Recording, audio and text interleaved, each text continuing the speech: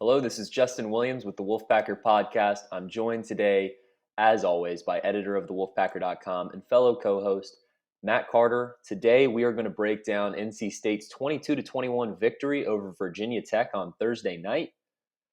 It was a game that had a little bit of everything for NC State fans, and we will talk about the specifics there. But before we get into all that good stuff, some quick reminders for the listeners and viewers at home. Please remember you can subscribe, rate, and review this podcast wherever you listen to podcasts, Apple, Spotify, Google Play. Plus, we're always on YouTube, where you can watch us on YouTube. And if you do, please subscribe to our YouTube channel, give this video a thumbs up, and drop a comment while you're at it. You can follow us on social media at the Wolfpacker on Twitter. You can give me a follow at Justin H. Will on Twitter. Go head over to thewolfpacker.com. Take advantage of a special deal going on right now for just $10. You can get premium subscription to thewolfpacker.com and the On3 network through the beginning of next football season, college football season, that is. So your premium subscription would take you through the end of August for just $10. It's a great deal. Take advantage of it now while it's still around.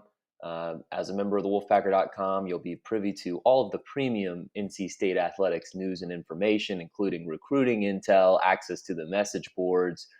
You want to know about all the inside scoops, everything NC State before it hits the masses. You need to be a member of the Wolfpacker.com and unlock that access to the message board. So head over there now and take advantage of that special deal. Just $10 takes you through the beginning of next college football season. Last but definitely not least, please go support our sponsor of the podcast, rogueshop.com, rogueshop.com. That's ROGUE shop.com for all of your Delta 8 and CBD cannabis needs. They've got some great products there at rogueshop.com, including tinctures, cartridges, edibles, lotions. I mean, there's all kinds of stuff for any type of needs that you may have. Whether you're dealing with stress and anxiety, you need some help sleeping, you're dealing with chronic pain and inflammation. Well, these products can really help you out tremendously. It's a husband and wife small business, rogueshop.com, and the husband is a disabled veteran that was turned on to these products as opposed to pharmaceutical solutions to deal with some of his symptoms, including pain, stress, anxiety, sleep deprivation. And it worked so well for him, the natural remedies of CBD and Delta 8, that he wanted to start his own company to share it with you. So that's why you should head over to rogueshop.com. It's rogueshop.com. They've got a chat feature there. You can chat with a real life human being. It's a small business, not some big corporation that's, you're talking to a robot on the chat feature. Head over there now, hit the chat feature. They can help you select all the products that you need based on your needs and wants. So they support us. And if you can support us by supporting them. So head over to rogueshop.com and buy some great products. Okay, Matt, let's talk about this. Let's talk about this Thursday night Wolfpack game at the Carter. Had a little bit of everything. Matt, you've been on the beat for a while now.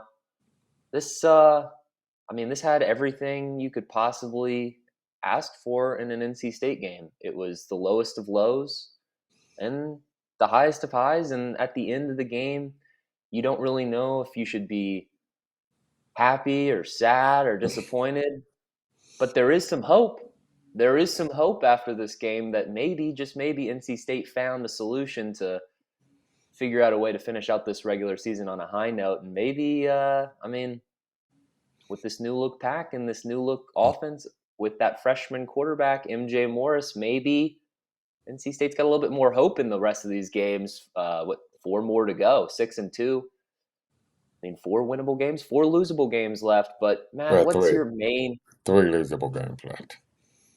When Boston College was at the Connecticut. Boston College lost to UConn. Hey, shout out to UConn. Strength of schedule for NC State, by the way. 4-5 UConn. It could be bowl eligible. Could be bowling. Yeah, all 3 of NC State's FBS opponents could be bowl eligible by the end of the year. Not something you would have thought entering the season. But Matt, what was your main takeaway from Thursday? Yeah, I thought you hit it on the head. For about 40 minutes of that game, it was about as bad as I've experienced at NC State. I mean, I've experienced a lot of bad football games at NC State.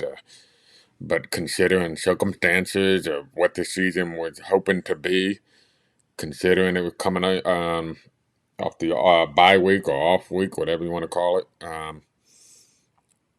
to be down 21-3 to a pretty bad Virginia Tech football team, the manner of which it quickly became 21-3, where the defense just seemed to implode and give up three really big plays, including an 85-yard touchdown pass.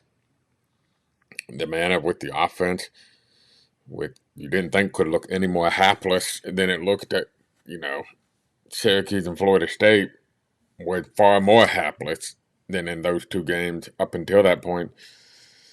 And then, frankly, the last 20 minutes, it's not just a rally. I don't think people probably appreciate. They didn't just rally and win the game. For the last 20 minutes, they dominated a team about as much as you could dominate a team over a 20-minute stretch. They scored three touchdowns on three possessions. Virginia Tech had one first down, and that was on Peyton Wilson throwing the quarterback out of bounds on an unnecessary roughness penalty, which negated a third down stop. And then when they get the ball back with 5:35 to go, partially thanks to some rookie mistake by the first-year head coach, Brent Pry at Virginia Tech. He only had one Mm-hmm. timeout. NC State literally ran out the last 5:35 of the clock. Um, so the last 20 minutes was just thoroughly dominating on both sides of the ball, even special teams. They nearly had a turnover on Virginia Tech. They nearly forced a turnover on the Virginia Tech kick return. So for the last 20 minutes, they just completely dominated Virginia Tech, which is also a bit of an indictment on Virginia Tech about how poor they are, and it never should have been in that situation, which is an indictment on the first 40 minutes of. And that's kind of, I think you saw a lot of NC State fans I saw on Twitter were very frustrated and kind of had to eat some crow after the game, and were, I think, almost defensive about the comments and not necessarily acknowledging how that was a fun comeback and win, because they don't want to admit that they overreacted to the first 40 minutes. And frankly, they probably didn't overreact to the first 40 minutes. It wasn't that bad, but it is a 60-minute football game. So I think you kind of summed it up. They were about as low as could be there for 40 minutes. And then the last 20 minutes was pretty special football. And the question is, we're going to look back at this and say in about 3 years, that was the moment MJ Morris arrived. That was MJ Morris's moment. That was the moment NC State found their next quarterback, because it was, went back and watched the game. That was a quarterback that found a lot of rhythm and did some little things like sidestepping the pressure or looking off a receiver or going through progressions. That really you did not anticipate that somebody who just got here in the summer would be able to do so quickly in the college game.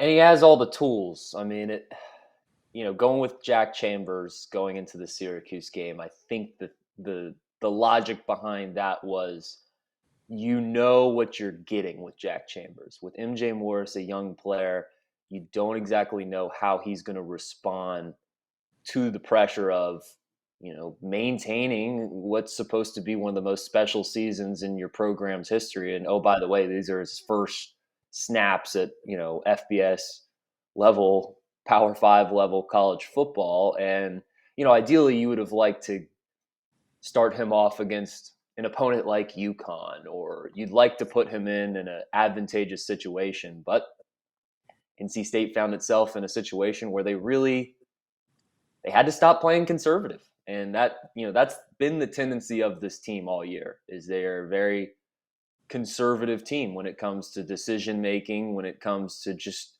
general approach to game plans. They rely on their defense, they rely on strong special teams, and while the offense has struggled to produce all season, part of the lackluster results on the offensive end have also just been the conservative play calling. And what you saw was a team that was desperate, down 21-3 in the second half, that said, you can't throw any more screen passes. You can't run the ball on second and long anymore. You gotta start taking chances down the field, which is exactly how Virginia Tech took a 21-3 lead, by the way, They weren't going to win that game dinking and dunking against the NC State defense. They had to take some shots. They had to roll the dice, and guess what? They had some big plays. That's how inferior opponents can beat better teams. But the way this ended and the way that MJ Morris was able to step up in the pressure of the situation with, I mean, really the season on the line, the program's general morale on the line. I mean, can you imagine? This would be a much different podcast had NC State just not been able to figure anything out on offense for the rest of that game, and Virginia Tech goes on to win 21-3 or 21-6. We'd be having a much different conversation here. Now, that doesn't excuse what was on the field for the first 40 minutes of the game. There are obviously some red flags there, and seeing NC State trail a team like Virginia Tech by 18, regardless of who was at quarterback. But like I said, the Hokies took some chances. Do you want to see the defense step up and make some stops there? Yes, but at the end of the day, the defense still performed well because you're looking at a team that had 293 total yards, scored 21 points, and I mean, basically all 21 were the result of at least one explosive play. You already mentioned the 85-yard pass for a touchdown. I mean, that's a third of their yards. Yeah. It's that one play. And so I'm not concerned about the defense, and I'm more encouraged about the offense than really you have been all season. Yeah. I mean that NC State in the fourth quarter offensively, that had to be their best offensive quarter all season. That had to be that was the first time you felt like NC State had an above average offense, or it looked like an above average offense. When they took the ball back the last possession, I knew they were going to score. That's the first time you felt that way against a Power 5 team this year, really. You knew they were going to score the football because Morris was in great rhythm. You knew Virginia Tech was on his heels. If you really dive into the nitty-gritty of the game, there was a huge time of possession advantage building up for NC State. So you knew that Virginia Tech defense was probably also a little bit on their last fumes, running low on gas. My only questions, I told Ethan McDowell, and after the game, the only question I had was, I knew NC State was going to score, but could Virginia Tech get one more explosive play? And they had a good kicker to potentially get a late field goal and pull it out, or something to that effect, and that obviously did not happen. So, that was the only question I had, and you hadn't felt that way about the offense in a long time. I tend to agree that there probably was a conservative philosophy. I do think, Dave Doran said after the game, he said, he thought that Thayer Thomas touchdown, which was a beautiful throw by MJ Morris, hit him right in stride, right in the breadbasket. Didn't have to break a stride, kept him in front of the defender. And I think Doran said, finally we proved that we could actually complete a pass where the ball went 20 yards in the air. And you kind of concept. Yeah, he was kind of half joking, but I think I bet you if you were to ask Doran and Tim Beck, they would say, no blank, we need to throw the ball downfield. Sometimes it's not always the play calling. Sometimes the quarterback's not pulling the trigger. Or sometimes the receivers aren't getting open, or sometimes the pressure is not holding up. And we're like, why are they being so conservative? And they're like, every time we are calling risky downfield big plays and they're not working, we're not getting them off. And I'm sure that's been going on. But it did seem like it was more like, I don't know if the play calling loosened up or if MJ Morris was the quarterback who said, screw it, I'm slinging it, And so he took the play calls and ran with it. Versus perhaps, I do wonder, perhaps that Devin Leary was being a little bit too cautious at times. And it sure seemed Jack Chambers was being too cautious, looking to run the football when the pressure came. You mentioned the decision to start Chambers real quick. I thought that was the right decision. I admit I was wrong in thinking. I was going back to the old Bailey Hockman, Ben Finley debate from 2020, which you and I had a lot of fun debates about. That schedule was set up for Bailey Hockman could win games. You didn't need yet to turn the page and try to develop the future, and and et cetera, et cetera. And I thought that was kind of what we were seeing here. Jack Chambers, I thought, could, especially when you saw how the Clemson quarterbacks did against Syracuse, and how Jack Chambers' numbers against Syracuse were better than the Clemson quarterbacks against Syracuse. Now, he just didn't have it on Thursday night. The one question on him was accuracy. He was not a high percentage passer at Charleston Southern. And you saw early in that game, overthrowing guys. Guys were open and he was missing them. And MJ Morris was very accurate. I went back and got every pass diagrammed and charted, and there were maybe 3 or 4 passes that were off the mark, completely off the mark. One He of was throwing lasers and he was throwing darts. Yeah, one of them was a miscommunication where Devin Carter ran a comeback or stop route, and Morris thought he was going on a post route or vertical. That was one Yeah. of them. But yeah, he was giving his receivers a chance. He was letting it loose. And so when we talk about the offense letting it loose, I think that was a two-way system, a two-way street, I should say. The play calling has to let it loose, but also the quarterbacks have to let it loose. And MJ did that, and he let Thayer Thomas and Devin Carter and Mr. Young Terrell Timmons Jr. do their things, and it paid off. And so now the question is, the book is out on MJ Morris. Yep. Virginia Tech didn't have that book, and Wake Forest does. And then when Wake Forest sees him, Louisville going to have an even bigger Boston College, and then Louisville, they're going to have thicker books on MJ Morris. So how does he handle that? That's going to, I think it goes without saying, he's got to be the starting quarterback going Oh, forward. So, is so there even a how does he? question? I Is there would even think a so. question? No, there should What are not the be. odds that the depth chart would say or? 0. Oh my! You say 0? You don't think they'll 0. try to play mind games with Wake Forest, or is it even worth? I mean, Wake Forest ain't even. Oh, actually, yeah, no, I mean, Wake yeah, Forest isn't going to fall for it. Wake Forest knows MJ Morris is starting at quarterback. So do you want to go actually, through the no, charade? no, no. I'd like to change my answer from 0 to 100% that there's going to be an or on the depth chart. Now, behind closed doors, Dave Doran and Tim Beck are going to take their young freshman over and say, MJ, don't listen.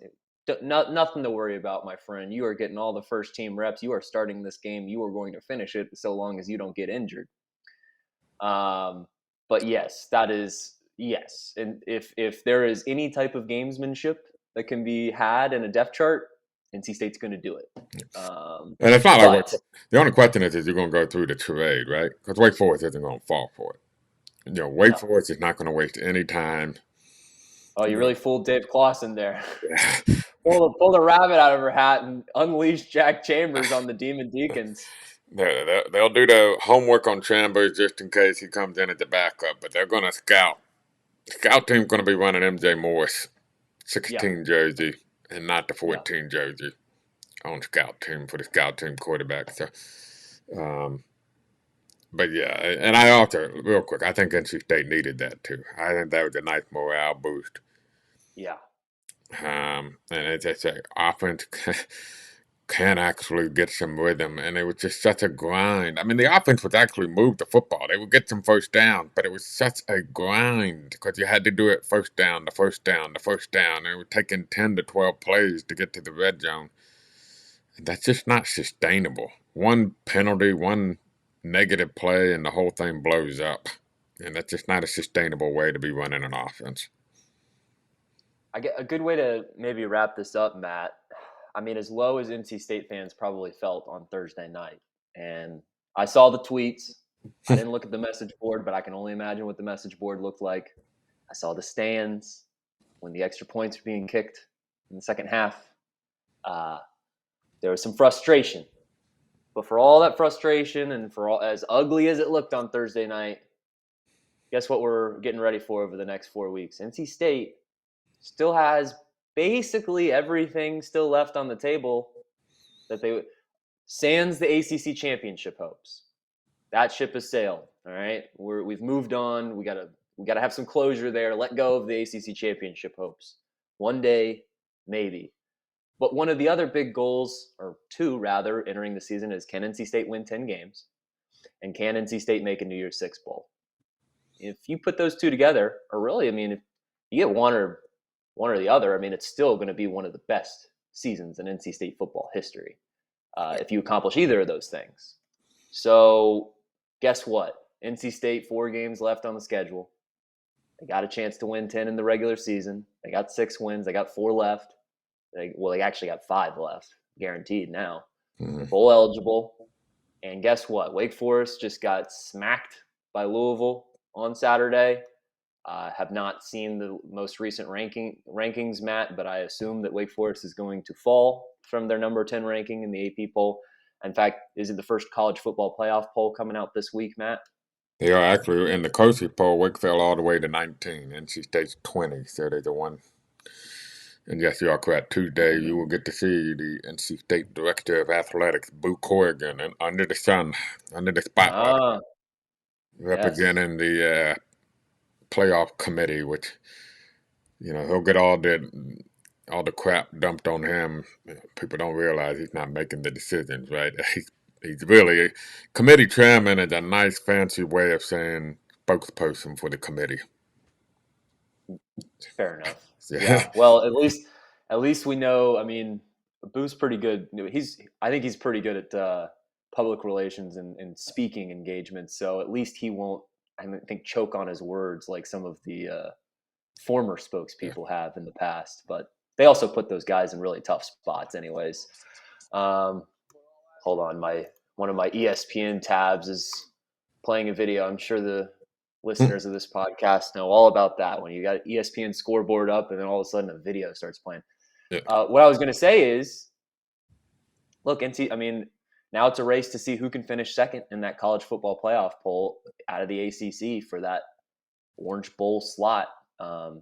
Assuming Clemson runs the table, you want Clemson to run the table at this point. You want them to go 13-0 and secure a spot in the college football playoff so that they're not the ones taking the Orange Bowl bid. But assuming that happens, then the second highest ranked team would go to the Orange Bowl, and NC State is very much in play because the main two competitors to be second highest ranked, well, actually three, because you got Syracuse in the equation too, which, oh, by the way, Syracuse lost to Notre Dame, so they're going to fall in the rankings as well. So it's NC State, Syracuse, Wake Forest, North Carolina, all competing, all very similarly ranked in that 15 to 25 range of the poll to be expected, I guess, on Tuesday. And NC State's got Wake Forest coming up, and they got UNC to end the season. So, I think it's safe to say that if NC State wins the next 4 games, well, easier said than done, but if it wins the next 4 games, then I don't see any way that it's not ranked second out of the ACC programs, and theoretically a 10-win regular season with a chance to go to an Orange Bowl is still very much on the table for the Wolfpack. Yeah, I mean that's that's the ultimate goal. Within that ultimate goal, I think you have to approach it at taking one goal at a time, and if you achieve that goal, and then you achieve the next goal, and then you achieve the next goal, and then the last goal, and next thing you know, the big goal is there, right? And that what you just talked about, and it definitely, I agree with you. The only hiccup with that is if Syracuse were also to win out, and then that becomes a trickier situation because But don't they have Florida State still left on the they got schedule? Wake And Forest still left on their schedule, so you yeah, kind of need you want to make sure Syracuse also if the three things that would guarantee that scenario: A, you win out; B, Clemson wins out. I don't think there's any way undefeated Clemson does not make the college football playoff. Ohio State and Michigan will play each other in a playoff elimination game most likely because neither one of them have a strength of schedule to back up being a one-loss team in the college football playoff, in my opinion. Georgia and Tennessee are playing each other this weekend. Those two teams probably could make a case as a one-loss team being in the mix, but you're going to put the one-loss team over an undefeated ACC. I mean, that gets dicier. You don't really have an option and furthermore, there's no option left from the Big 12 or the Pac 12 to get in over Clemson undefeated Clemson. Right. So yeah, so that almost locks in Clemson to the playoff if they go undefeated. Of course, NC State's got to win out, and then you need one loss from Syracuse. You mentioned they got some tough games. Their schedule was so backloaded. You and I talked before the podcast. A lot of these teams you see in the top 25 from, say, 10 onwards, a lot of it is about how their schedule played out, how their health situation has played out, et cetera, et cetera. And some of these teams, like a Syracuse, dare I say it, like a UNC, have had unbelievable setups this year. That's not all predictable. That's not their fault. But they've taken advantage of it, and that's the important thing for those schools. But they had great setups this year, and so they have taken advantage of that. Syracuse, In fairness, so is NC State. had the setup this year. Yes, they've had a good setup. I would disagree to the extent that they had to go to Clemson, then they had to go to Syracuse without their starting quarterback who gets hurt the week before. Right, but I mean, you can't predict your quarterback being hurt, and Yeah, just watching that Syracuse game, there's definitely some what could have happened if MJ Morris was played the possible. entirety of that game? Because NC State didn't. I mean, they were outplayed, but that was simply because you just knew that offense was never going to get anything going. And that's what I Had talk they about. had some offense, But that's why you talk about the setup. I mean, you're not going to go right to the true freshman right off over older guy who was an all-conference quarterback at the FCS level first game. right? So that's why I kind of think they've had a tougher setup. Also, you got to look at Texas Tech ended up being a lot better than we thought people would be. And East Carolina, prop to them, just won at BYU to go bowl eligible. And they beat Central Florida, if I recall, recently too, who I think just got popped into the top 25. I may be Like wrong. we said, ECU is probably going to be an 8-4, 9-3 team. Yep. The Yeah, end of the season. 6-3 right now. They had the one bad loss. I think it was to Navy or something to that effect, but otherwise have held up really well. I actually think NC State ended up having a far tougher, more challenging setup Than than expected. expected. But anyway, that was a long-winded way of saying Syracuse has got the opposite effect in the second half of the year. It was a very backloaded schedule, and so we'll see how they handle that. And UNC actually continued to get a great setup because other than going to Winston-Salem, they get NC State at home.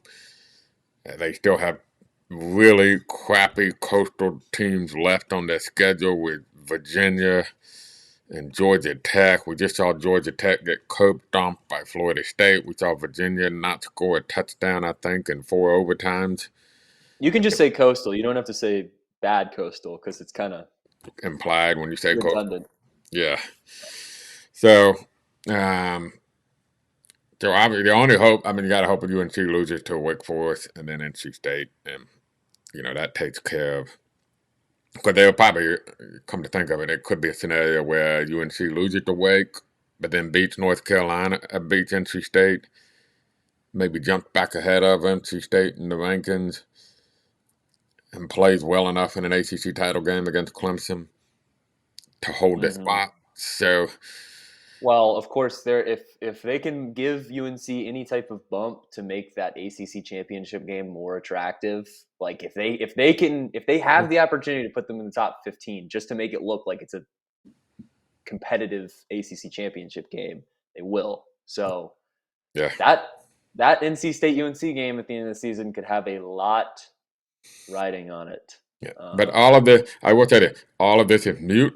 If that NC State team that played the first 40 minutes against Virginia Tech plays like that for, say, 15 minutes against Wake Forest, it's done. You'll be down 28 zip. Yeah, it's done. I mean, Wake Forest did have a bad loss at Louisville, but that was a turnover fest. I think they had 6 turnovers in the second half or something to that effect. It was some insane. I think they had 8 total turnovers. Yeah, that's not going to happen again. So, no, it's not. That's one of those games where I'm sure somebody's going to ask, "Hey, Dave, what do you take away from the Louisville game?" Nothing. They're not going to turn the ball over 8 times again. You just burn the tape. There's nothing to be gathered from that film. You knew Wake at some point were going to have an off day, and they've Look, had, and it if, happened. if not to go Jeff Bizdelic on you, but if you take away the 35-0 third quarter, Wake Forest wins that game 21-13. Yeah, Just saying. yeah. So, um, And by the way, I'm not saying that 10 wins and an Orange Bowl appearance should be the expectation. I'm simply saying it's in play. And at the end of the day, that's what college football is all about, is the hope and the opportunity and the chance for something special to happen. mhm. Obviously, NC State fans are not going to, at this point, they are not going to get up for a 9-3, 8-4 Meineke Car Care Duke's Mayo Bowl appearance, because NC State has been there and done that. And I'm not taking away from that. There's still good football teams that do that. And ideally, you'd like to do that year in, year out. But still saying the special season is still in play despite all of the context of the season, and despite it's hard to it's easy to forget sometimes, Matt. NC State entered this year ranked in the preseason poll, and they've been ranked the entire season. They have not fallen out of the rankings. I can't remember the last time that's happened, and it doesn't feel like it this year, but that has been the case. So That did too. Kind of losing but it goes back to what we talked about last year. It's fun to be playing important football games in November. And yeah. you're right. It may not seem like it the way the season gone because it had probably been a letdown from what you were hoping to begin the year, but you're still playing important football games in November. And that, yeah, we have to remember the history of NC State. We have not been playing these type of important games in November, year in, year out. They did last year, and they're doing so again this year. And so, how long can they keep playing important games in November? If you don't play well against Wake Forest, you won't be playing important games much longer in November. So this game right here, this Saturday, is Big one. huge. Yeah, it's big. The only thing I think it does so is that Wake Forest on the road is not quite as impressive as Wake Forest at home. And so that is something to remember this week is when you start thinking about this football game. I mean, the Florida State win was a nice win, but 31 points is kind of on the low end for what they normally do Mm-hmm. offensively, and obviously they had the turnover fest at Louisville. So, um, everybody's thinking that Wake was a juggernaut, clear second best team in the ACC. You got a wake up call. They are not invincible. They are human. Yeah, they are beatable. But NC State going to have to play the last 20 minutes against Virginia Tech version to have a chance. Well, big one. I think home field is going to make a big impact in this game. So would love to see Carter Finley rocking for yet another night game at the Carter this year. Has there even been a day game? I don't think wasn't one of the early games, maybe Charlton Challenge, something like that. Maybe. Yeah, I think that was still like a mid-afternoon game though. No noon games, that's for sure. Yeah. Or It's late. maybe. I know that. Yeah. Well, another late night for Matt Carter. You You'll got me sleep in. looking at the weather. I'm trying to. You'll Oh, sleep in December. yeah. At least the initial forecast is somewhat optimistic that it won't be Uh-oh. like 30 degrees. That's how you know it's a big. That's how you know the excitement's back with Wolfpack Nation, is when Matt Carter's pulling up the weather app. Now that's the selfish reasons. I'm pulling it up because I Oh, want to know what I'm walking out into at about 1 or 2 a.m. in the morning. Is it going to probably be? pretty cold. Yeah. Do I need to ask somebody to start my car for me before I hit the? Uh, Okay. Or will I have a manageable walk and not be, you know, freezing to death when I get the first 5 minutes of my car ride? So that's what that's about.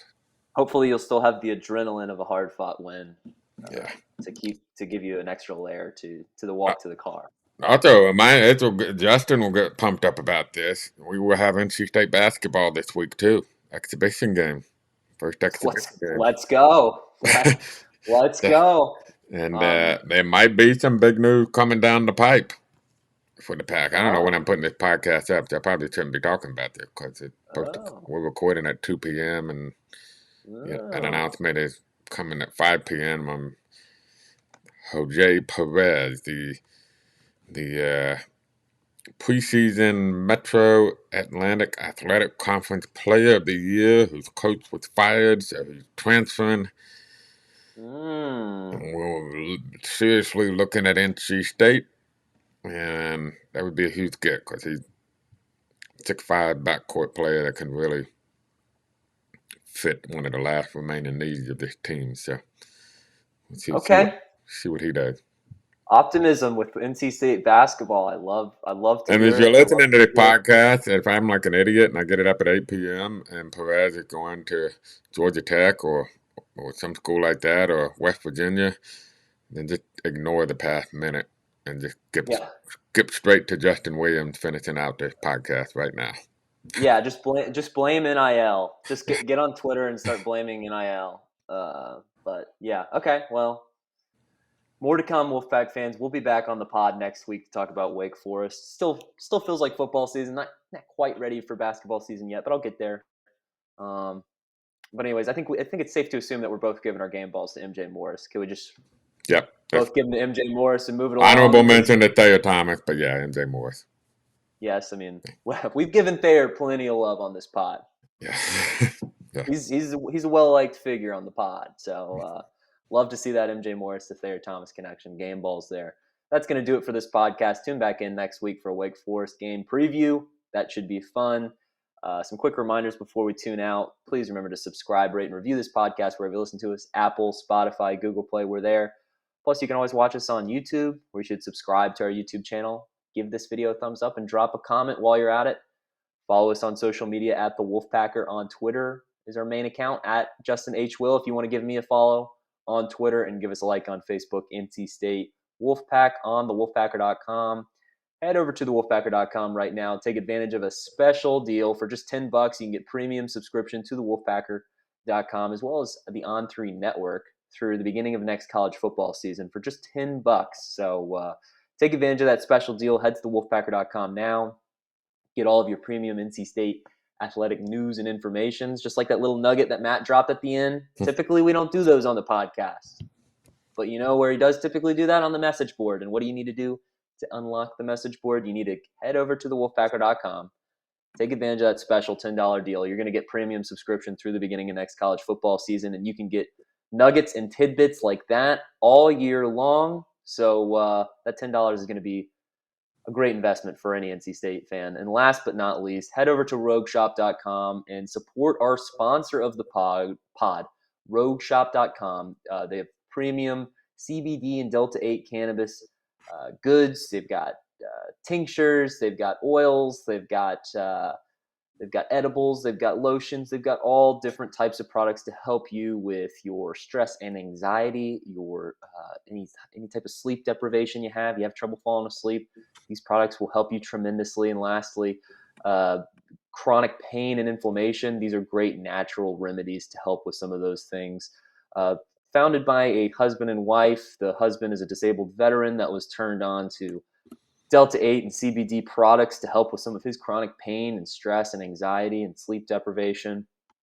And it did such wonders in his life that he wanted to pass along these products and start his own business so that he could help others like him get turned on to these natural remedies for health and wellness. So head over to rogueshop.com. Take advantage of their chat feature. You're chatting with real life human beings, not a robot. It's a small business, husband and wife owned. And you'll be talking with one of them most likely. Head over there, hit the chat feature. You can get some help with what products best fit your needs and wants, and based on what you need help with. So head over there now, rogueshop.com. If you support us, support them. Head over to rogueshop.com. They've got some great products, so start shopping now. That's going to do it for this podcast. For Matt Carter, I'm Justin Williams, and this has been the Wolfpacker Podcast.